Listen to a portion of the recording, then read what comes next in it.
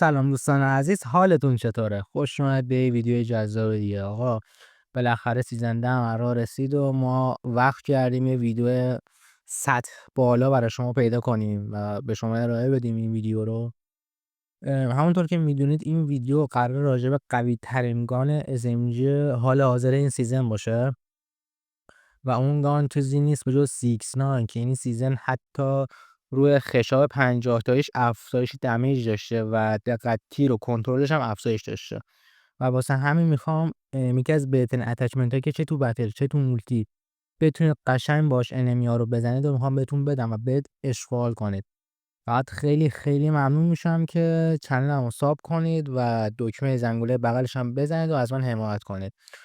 بوست به همتون. امیدوارم که از این ویدیو هم لذت ببرید. بزن بریم.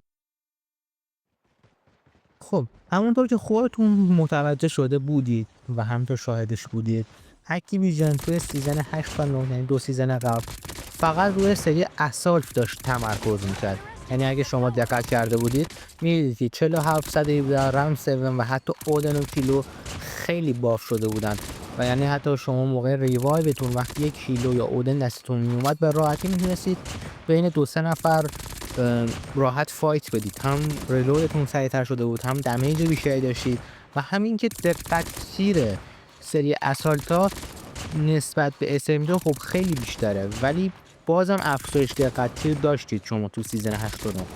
ولی تو سیزن 10 که الان هستین، اکتیویژن اومده روی بخش مولتی پلیری بازی بیشتر تمرکز کرده، به طوری که این سیزن بیشتر اسنایپ و SMG ها افزایش باف داشتن تا اسالت و شاتگان ها. تو سیزن 8 و 9 اسالت و شاتگان واقعا باف بودن و شما میدونید که یارم رو زمین یا حتی بیوای روی زمین راحت داشت وان تپ میکرد، ولی این سیزن بیشتر روی SMG کار شده، به طوری که الان یکی از 5 تا گان برتر حال حاضر این سیزن یکی از SMG بازیه به اسم 6-9 که همتون هم میشناسید. یه رنج مفید خیلی خفنی داره که از فنک بیشتره، خشاب 50 تایی میخوره که از MX9 بیشتره، لگد خیلی کمی داره که از فنک بهتر شده و اینکه سری متیکش که یه ایم خیلی خفن تری هم داره و شما میتونید از اون ایم پیتوبینش به راحتی استفاده بکنید نسبت به سایر SMG و حتی USS شما رو جلو بندازه، چه تو بتل چه تو مولتی. شاید توی بتل زیاد استفاده نشه ولی 6 یکی از گانهای محبوب مولتی پلیر است، در حالی که این سیزن 6 خشاب 50 تاش افزایش قدرت دمیج، قدرت تیر و همینطور کنترل خود گانو داشته. خیلی افزایش قوی بود برای یه گان SMG، چون یه گانیه که شما 50 تا تیر اگر خشاب 50 تا روش قرار بدید و سری متیکش داشته باشید که ایم شما رو اذیت نکنه و شما یه پرک خشاب لژند هم روش بندازید که بشه 80 تا تیر، عملا هیچ فرقی با اسالت دیگه نداره. فقط شما لازمه که یه ذره کنترل روی سنس و بیسیک داشته باشه تا شما بدونید که 6-9 این سیزن عجیب غریب وحشتناک شده، یعنی میتونه در حد رنج مفید یک 117 برای شما دمیج بده و به این حد دمیج گان توی خشاب 50 تاش افزایش داشته و ریلودش حتی سریعتر از سیزن قبل شده. واسه همین من اومدم این اتچمنت خفن و این 6-9 که انقدر هیجان شده رو میخوام توی اتچمنت خفن به شما معرفی کنم که چه تو بتل چه تو مولتی واقعا کارآمده و شما میتونید به راحتی ازش استفاده بکنید.